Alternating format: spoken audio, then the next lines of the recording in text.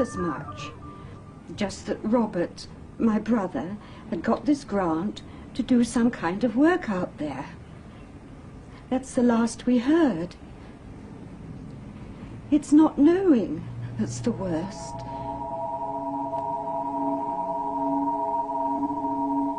If I were to say I'd noticed anything unusual, it would really only be with hindsight.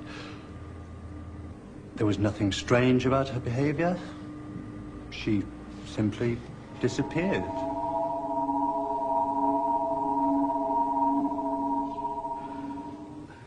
It makes no sense. I mean, how can people just vanish off the face of the earth in this day and age? We've a right to know what's going on.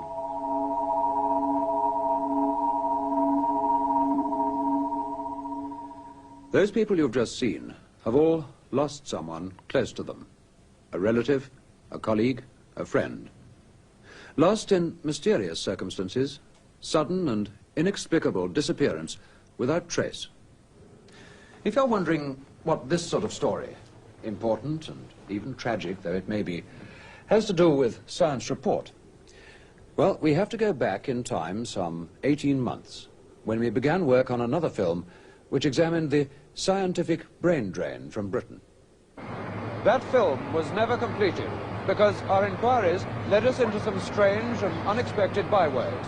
And they, in their turn, led uniformly to a blank wall. A blank wall below where I'm standing now at the car park of Terminal 3 of London's Heathrow Airport. We begin this special report with part of that uncompleted film from our reporter, Colin Benson. Dr. Anne Clark, who works in this building, is one of Britain's younger generation of research scientists. Her speciality is solar energy. Like many others in her position, Anne Clark is contemplating joining the brain drain and leaving the country. Well, it's entirely a question of facilities. I mean, look at the mess I'm supposed to work out of. Look at this building.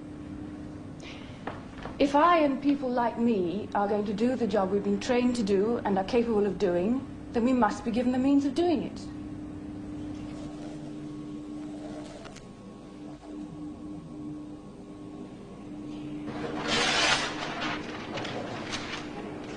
It's been far better today. Thank you.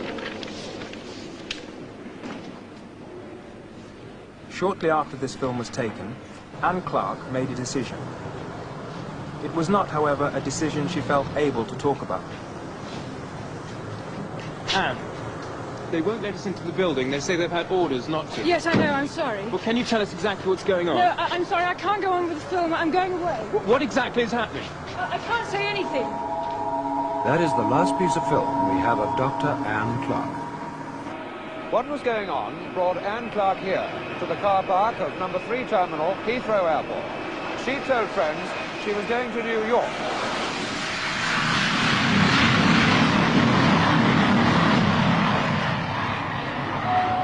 British Airways to New York, flight 501. Passengers should go through passport And yet there's no control on the record of first Anne floor Clark to the leaving this departure airport lounge. on that or any other day.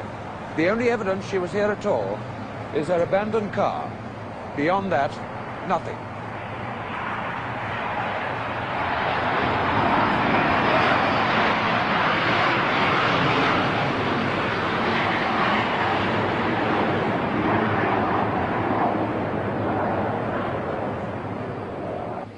Well, I've done everything I can to try to get some kind of answer. But there's nothing.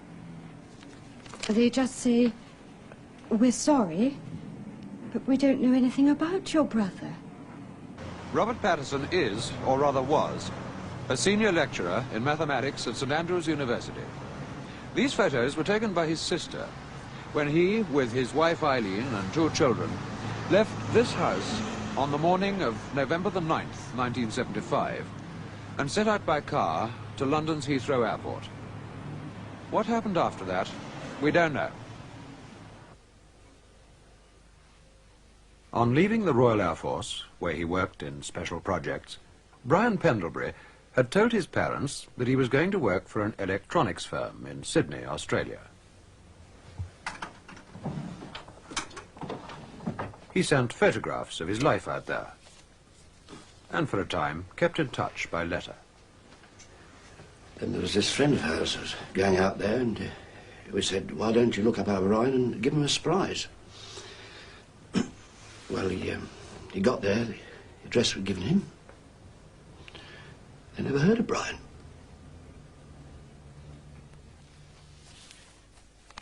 Despite the letters and photographs, which remain unexplained, there's no further evidence about Brian Pendlebury other than the fact that his name appears to have been checked in at London's Heathrow Airport for a flight to Sydney.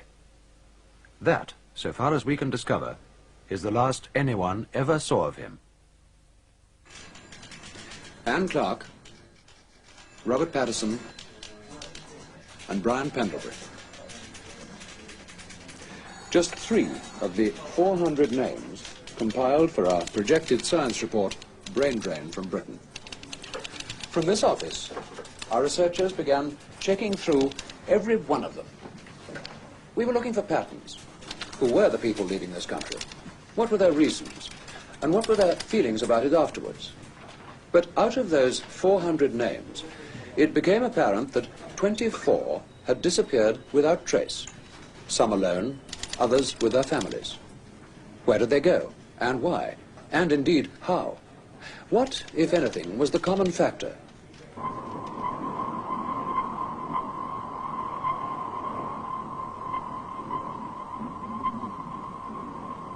Jodrell Bank Radio Telescope, where, although no one realized it at the time, the second part of our complex story was beginning to unfold. Sir William Ballantyne, distinguished radio astronomer, was setting out on a journey he was never to complete.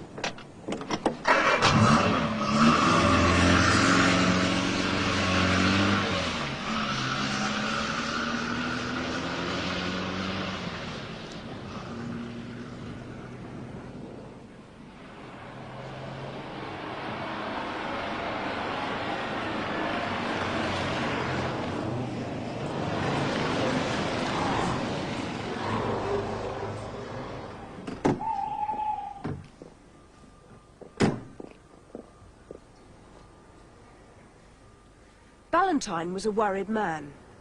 That much we know from a phone call he made from this isolated box, not far from the main London motorway. He called an old friend, news agency managing editor John Hendry.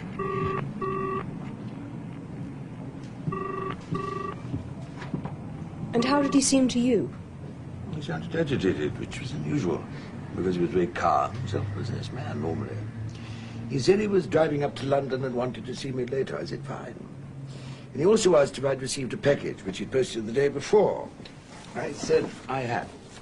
It contained this spool of tape, which he told me to keep under lock and key till he arrived. Well, I waited. And, of course, next morning I heard about the accident. These photographs of the crash were taken by an agency cameraman. Despite considerable news coverage, only one photo was made available to the national press and television.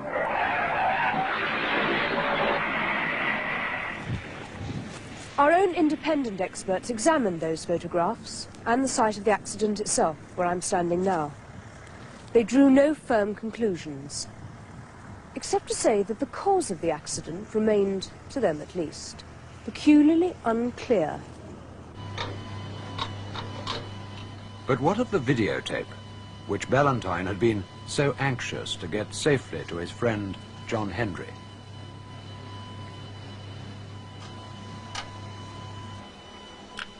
Apparently nothing.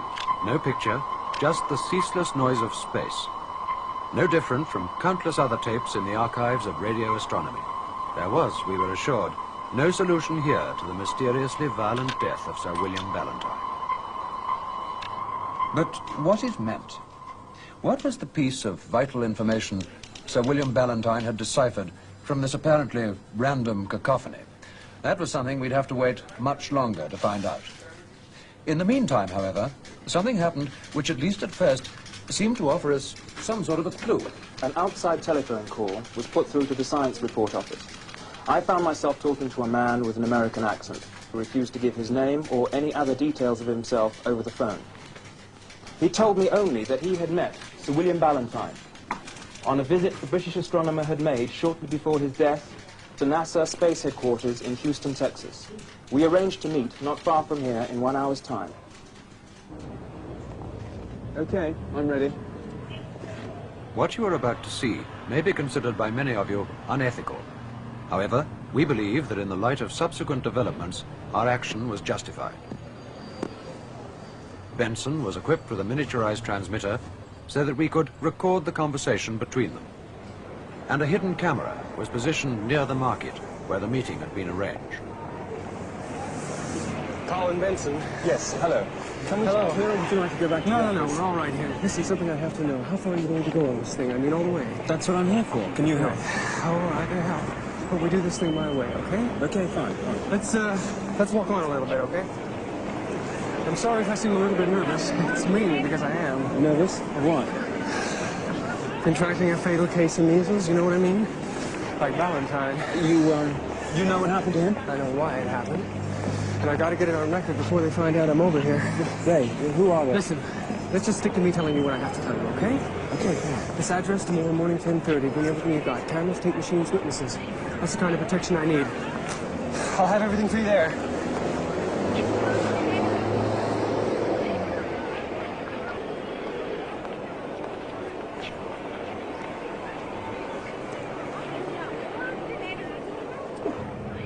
Colin Benson arrived at the address he was given shortly before 10:30 the next day. That's it. Together with a full camera crew. Okay, drive in. Okay, sound? Yep, got it.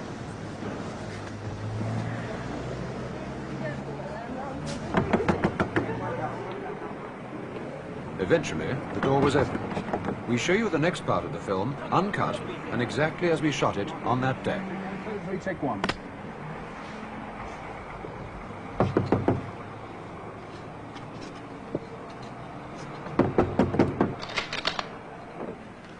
Who is it? Anglia Television. Science report. Who? This is number 88, isn't it? Yeah, 88. We're here with the television crew to see a Mr... Is there an American... You mean Harry? That's it. Can we come in, please?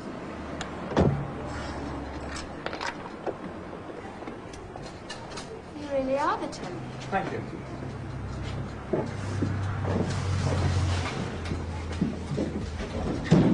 I don't know what this is all about, but you're not going to get much out of Harry right now. Come on, lads.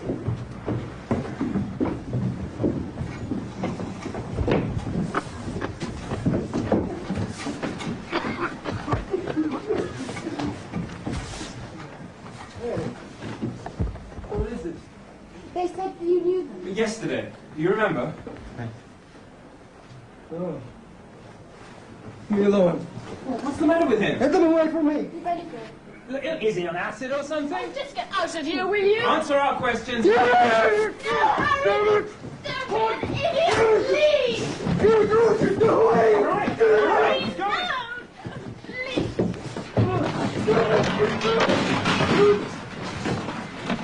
All right, we're going, okay? Hey. It was the last we saw of the mysterious young American. Despite returning with the police barely half an hour later, who kept watch on this house for several days, we found no one. Elsewhere, however, more pieces of this strange pattern continued to fit into place. The great world drought of that summer was unequaled in recorded history. Europe's normally green dairy country was reduced to a dust bowl. Cattle, finding no moisture in the grass, had to be provided with increasingly scarce water and fed next winter's fodder.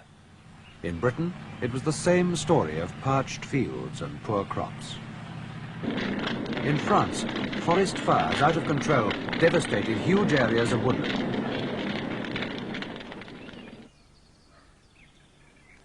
Vast reservoirs dried up and standpipes were brought into the worst hit areas, some of which had barely 20 days' supply of water left. The River Thames was reduced to its lowest level in living memory. There was no panic, only a growing sense of unease that what we were experiencing was unnatural, and that the Earth's climate was moving towards a radical change. Melbourne, Australia, where the Yarra River was reduced to a polluted trickle in which fish and water life were almost completely destroyed. Before water restrictions tightened, desperate efforts were made to save the rare and valuable trees in Melbourne's famous botanical gardens. Northern India was in the grip of the worst heat wave for over 50 years. In Bihar, the temperature reached 48 degrees centigrade, 120 degrees Fahrenheit. Thousands died, and the hardship to animals and crops was unimaginable. The African desert continued its encroachment on fertile land, destroying all in its wake.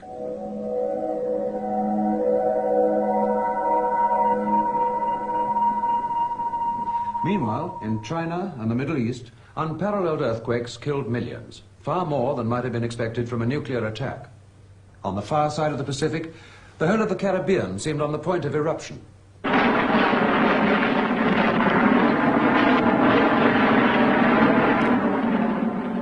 Volcanoes, thought to be extinct for thousands of years, were suddenly erupting into dreadful life.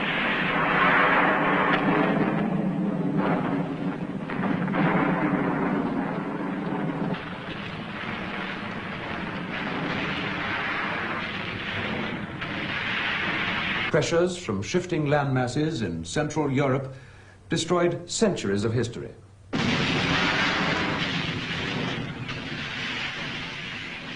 In parts of Italy and Yugoslavia, many ancient towns were reduced to rubble. International rescue teams evacuated thousands from the threatened area, but many others were too broken by the experience to leave. Scientists began to suspect that the balance of the Earth's ecology was far more delicately poised than they'd yet realized.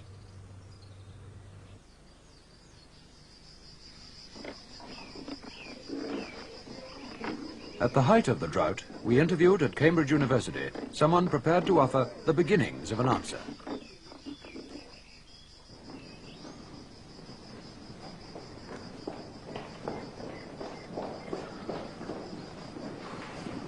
You hear them? Not something you'd expect in this country. Heat, of course. Gerstein's theories, when he first put them forward over 20 years ago, had been almost universally dismissed. He was called an alarmist and a pessimist. Events proved him, on the contrary, to be something of an optimist. By the late 60s, the Earth was already so trapped within an envelope of its own pollution that heat from the sun and the Earth's industrial processes was having increasing difficulty in escaping. 10 years earlier than Gerstein's prediction, the notorious greenhouse effect, a thickening of the outer atmosphere due to the 8-fold increase in the carbon dioxide levels, had become a reality. As the atmosphere became more dense, extreme variations of temperature were experienced, from intense heat to equally unprecedented cold. North America suffered the worst winter on record. Rivers froze solid, and even the great Niagara Falls was halted. In many areas, a state of emergency was ordered by the newly elected President Carter. But the most frightening discovery which scientists made was that last year's unmelted snow line is the next step to a future and unavoidable ice age.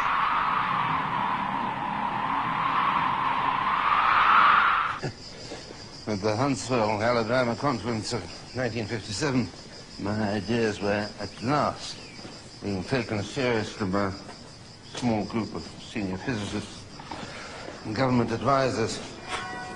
But by then, of course, it was too late. What was this with those people? Can you tell me what happened at Huntsville? The usual thing. The politicians come running to us as though we can reverse the course of nature.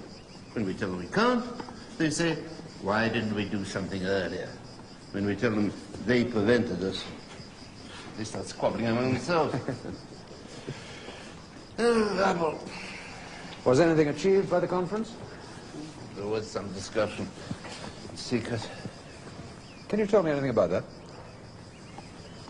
It was all very theoretical. Well, look, I can understand your reluctance. Look, all I'm prepared to say is there were 3 alternatives for discussion. The first 2 were crazy. Forget about them. There's a third alternative. Maybe not so crazy. But I don't know whether anything was ever done about it. Can you tell me what it was? At the time that interview was filmed, Carl Gerstein refused to say anything further about Alternative 3. In the second part of this special program, we shall show you how we uncovered that information for ourselves. We'll also be bringing you a remarkable interview with former astronaut Bob Grodin, filmed in secret at his hideaway in New England. Stay with us then.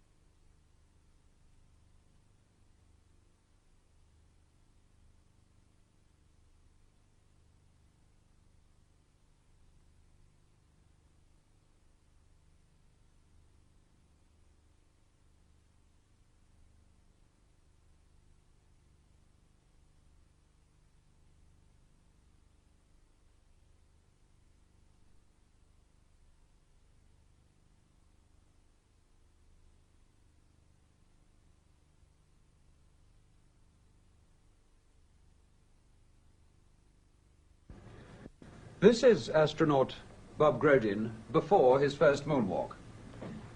More than one of the men who were part of that first Apollo program found it difficult to readjust to life back on Earth, but no one more so than this man.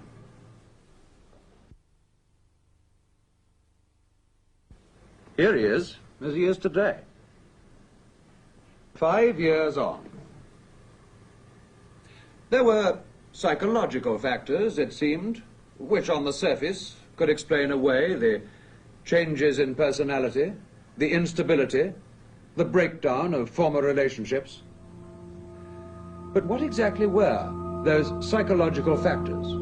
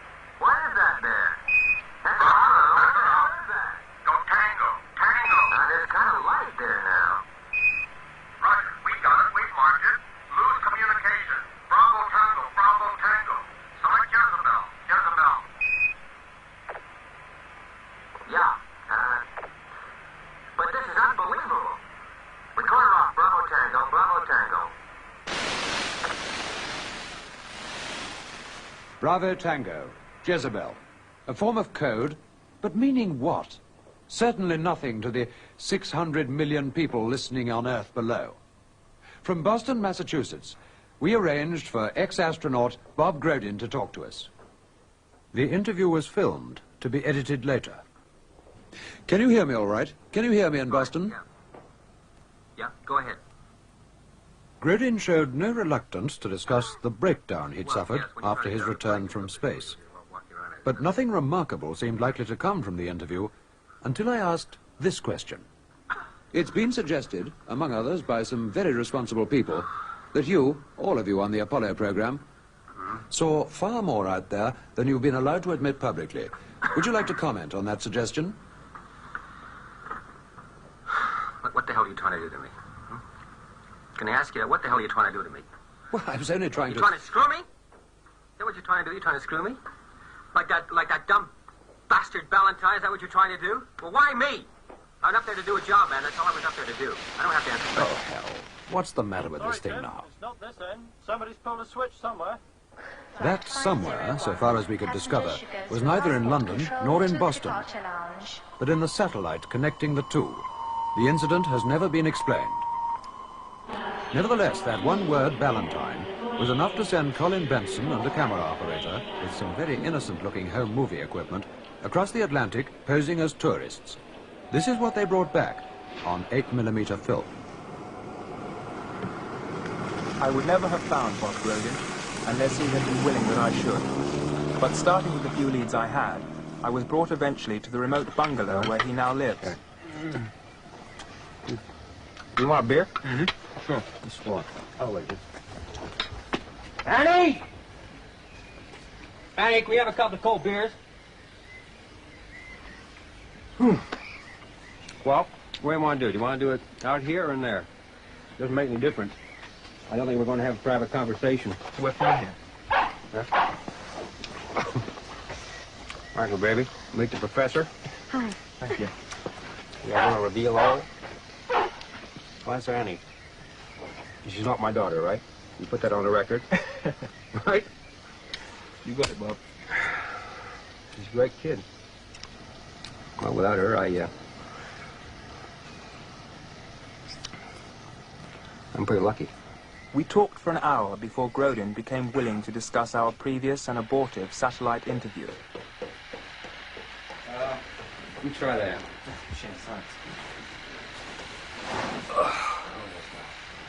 What exactly did you tell us about Valentine? Well, what I remember of Valentine is he showed up at NASA with some tape that he made. And he got pretty damn excited when they put it back in that jukebox. Jukebox? Well, a decoder. I mean, you can pick up a signal if you got the equipment, but you can't unscramble that. Without NASA's equipment? That's right. And some young guy helped him do it. You should have known better than that. Was it this man? Yeah, it could be. Yeah, it looks like him. Are you sure you don't want bourbon? No, beer's fine. What you're saying is that Valentine was killed because of what he discovered on that tape. Well, I'm saying nothing. I just saw the way that those guys looked at him, and I knew those looks because they looked at me the same way. Those guys? Come on, get a real drink, will you? Come on.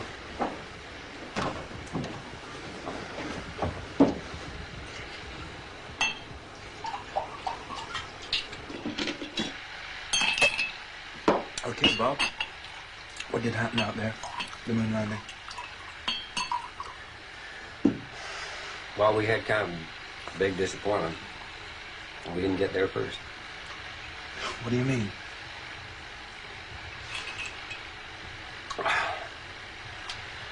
Those later Apollos, they're just a smoke screen to cover up what's really going on out there. And the bastards, they didn't even tell us. Nothing. Well, what is going on? Well, how the hell should I know? You asked the Pentagon, you phoned the Kremlin after all they were first out in space. I mean, you don't think they just gave up, do you? Give up? I don't have a drink. You want a drink? No, I don't need this.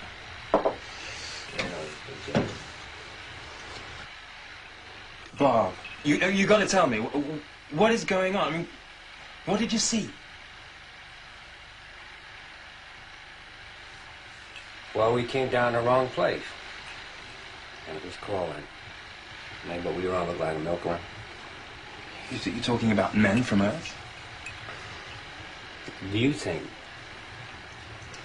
that they need all that crap down in Florida to get two guys up there on a bicycle The hell they do. You know why we're there? To give them a good PR story for all the hardware they're shooting out into space. And we're nothing. Christ, we're nothing.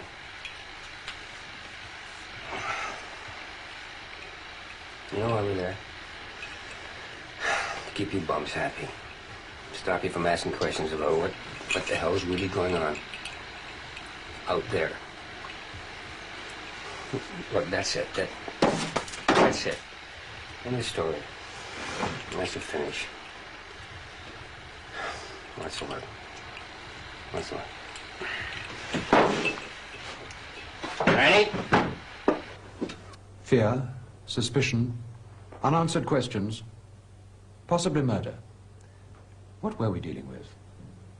Back in London, we did what we could to investigate the claims made by ex-astronaut Bob Grodin. Catherine White reports. The Institute of International Political Studies is a non-government organisation based in London's St James's. It was Grodin's linking of the Pentagon with the Kremlin and the implications behind it that brought me here to talk to Professor G. Gordon Broadbent, author of a major study of US-Soviet diplomacy since the 1950s. The short answer is that I know nothing of US-Soviet relations beyond what has already been made public. We had the celebrated docking in space some time ago. This was presented as an isolated exercise, and as far as I know, was exactly that. Maybe paving the way for more to come.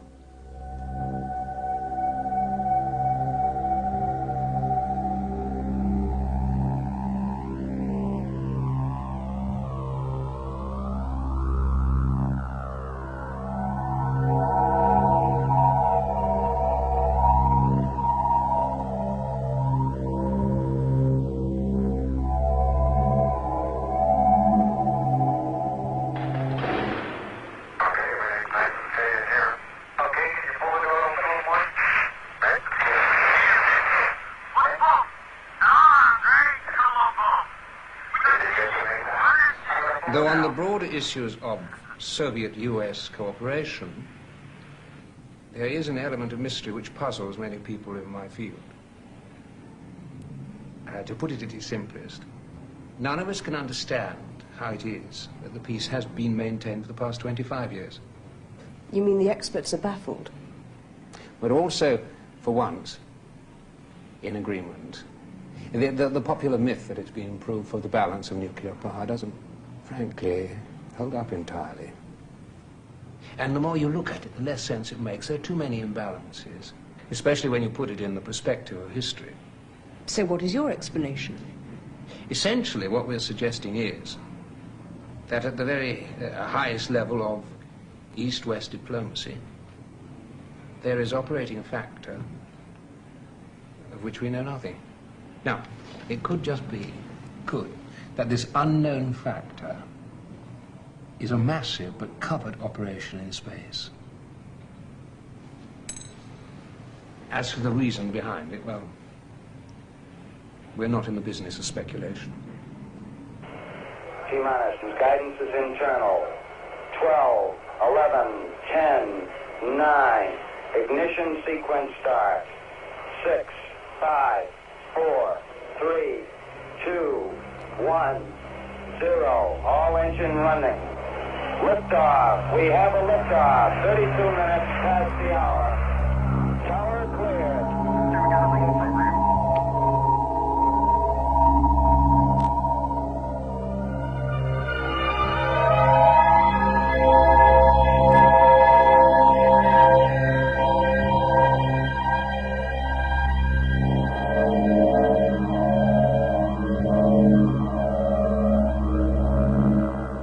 This is the colossal power needed to pull clear from the Earth's gravitational field and put, in Grodin's words, 2 men on a bicycle on the surface of the moon.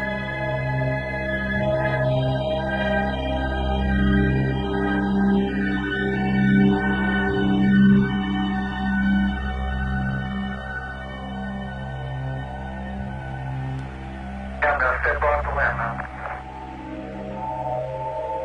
That's one small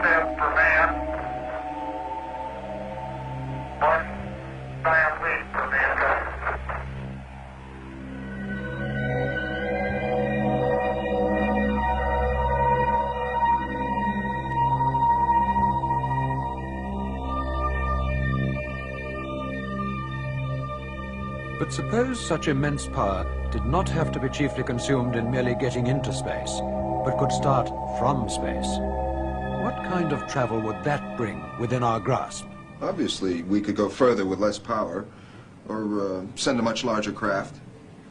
In fact, the only way we're going to see space travel on any scale is by this kind of extraterrestrial launching. For instance, from a space platform orbiting the Earth. Or the moon.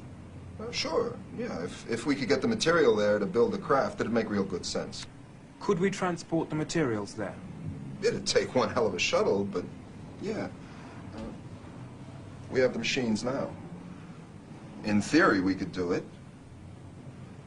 Especially if we had some sort of international cooperation. International cooperation in space. A space shuttle, but shuttling what to where? We also hear talk of Russian and American skylabs and the men who live and work in them for several months at a time. But what are they all doing up there in space?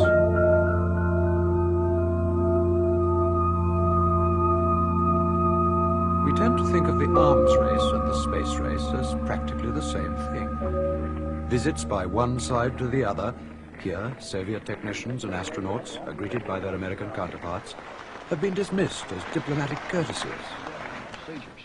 We have a working relationship that's quite good with the Soviet Union. I'm sure it's going to continue. But the Russians were the first in space with their Sputnik in 1957. And later the same year, the first with a living creature, Laika, the dog. Then they made, 3 years later, the gigantic step with the first man in space, Yuri Gagarin. And later on, the first woman, Valentina. The drive to make the first man on the moon an American was launched by President Kennedy. The first wave of modern invention and the first wave of nuclear power. And this generation does not intend to founder in the backwash of the coming age of space. We mean to be a part of it. We mean to lead it. By the late 60s, the Russians, it seemed, had simply dropped out and stopped trying.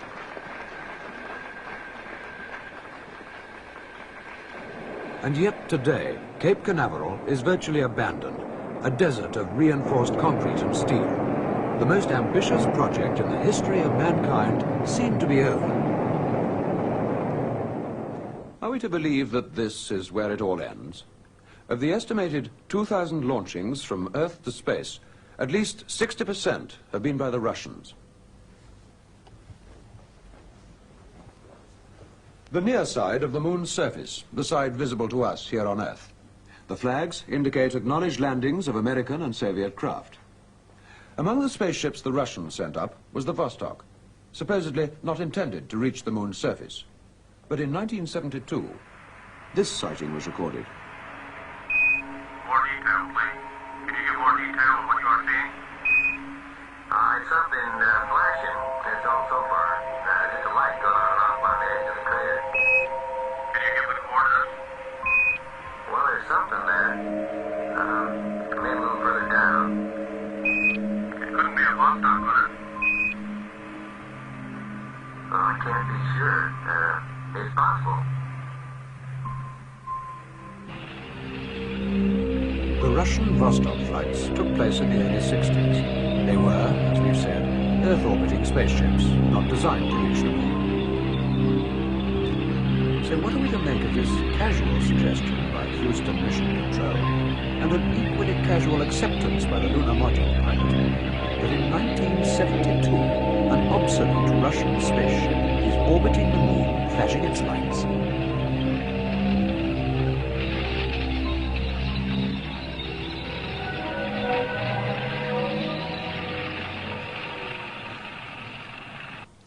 The Russians were the first on the moon, with their unmanned rocket which landed here in 1959. Here, exactly 10 years later, Neil Armstrong landed. But our researches show another pattern of landings. On the far side of the moon, the dark side, the side hidden from us here on Earth. Are we to assume that this remarkable grouping of American and Soviet landings is mere coincidence, When we returned to Cambridge and presented Dr. Carl Gerstein with the information we'd so far acquired, he finally agreed to speak, on record, about Alternative 3. We had agreed at the Huntsville conference that there was nothing we could do to cut either world population or the consumption of resources essential for survival on Earth. Alternative 3 was a much more limited option. It was an attempt to ensure that at least some of the human race survived the consequences. We were theorists, not technicians, but we realized we were talking about a kind of space travel which had only appeared in scientific fiction so far. What, you mean go to some other planet? I mean, get the hell off this one whilst there's still time. Dr. Carl Gerstein then went on to discuss the kind of cross-section they would like to see get away. A balance of the sciences and the arts.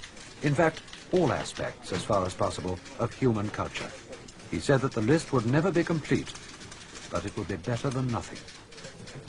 These are the cards you saw earlier. All of them people who've disappeared without trace or explanation during the last 18 months. In other countries, they have similar lists. All people forming that same kind of cross-section that Carl Gerstein described. All were in good health, and all under the age 55. But where have they gone?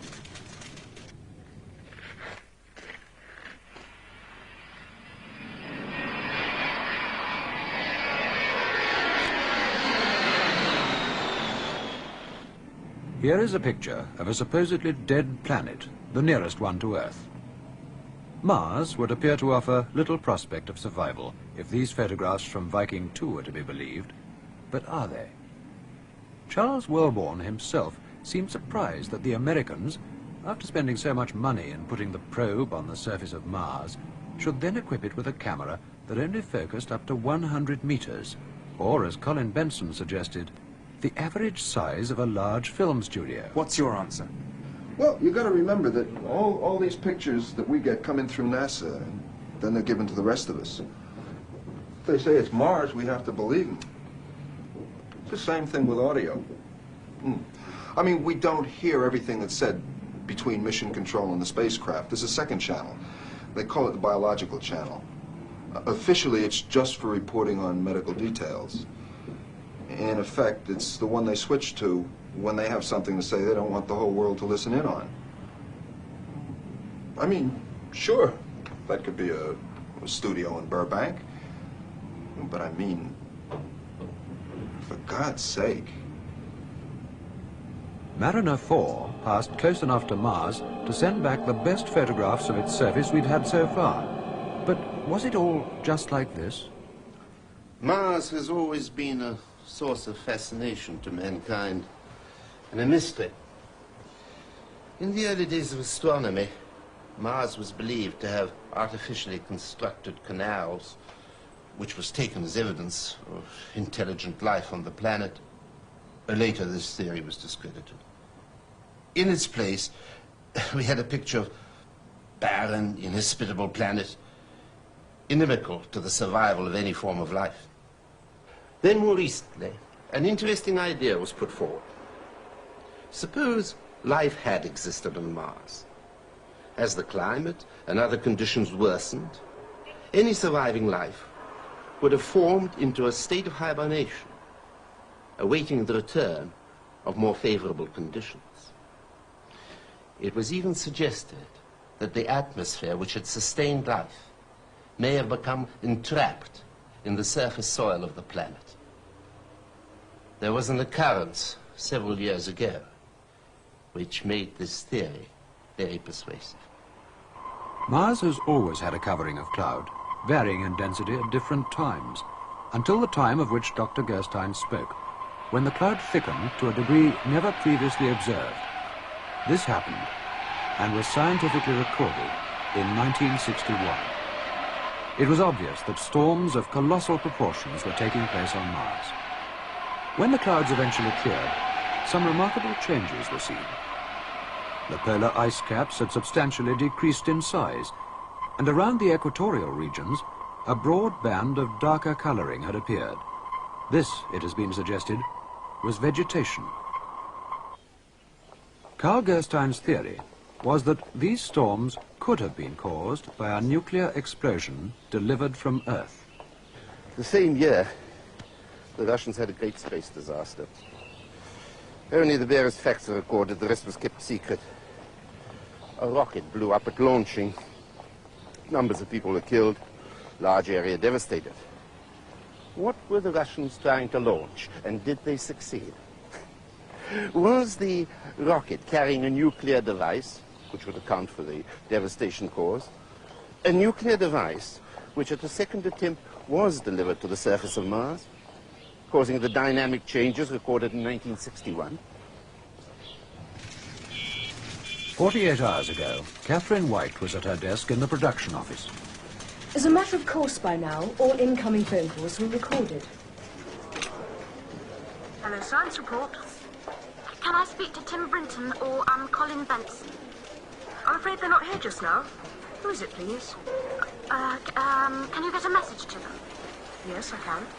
Just tell them the girl who was with Harry. Tell them I'm back at the house and to get here fast. And bring cameras. I'm not talking except on record, okay? What happened to Harry?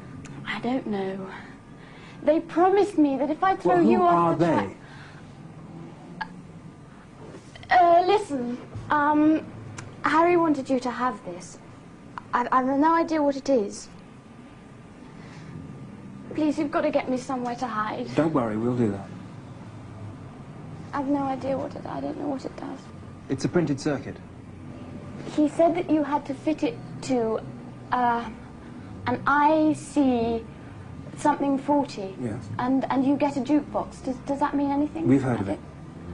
And he said that you've got to, play back Ballantyne's tape. That's all.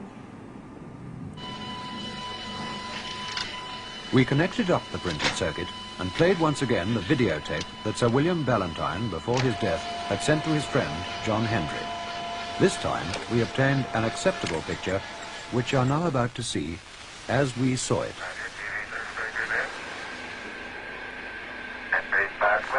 Comrades, can you hear me at your house? We're getting a good picture here and can make a fair amount of detail. How is it with you? Fine here, Houston, Roger. Stand by to scan.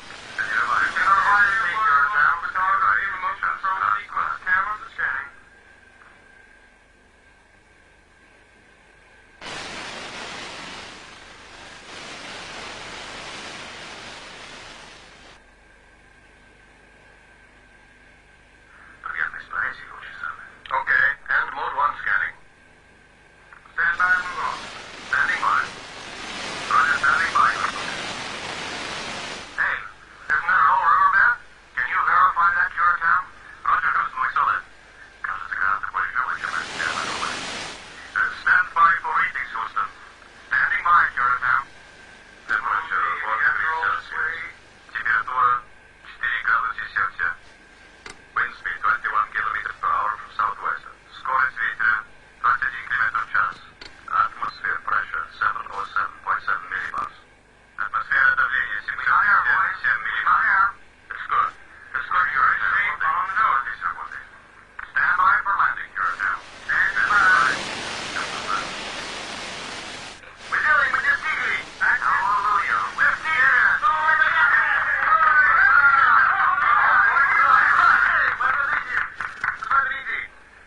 My God, what is that? Something moving. Something moved there. Что там двигается, Акбер? Смотрите, здесь вода и воздух. Boy, if they ever take the wrap off this thing, is going to be the biggest date in history. 22nd May, 1962. We're on the planet Mars, and we have life. Замечательно! Отлично! Поздравляем! Наконец-то!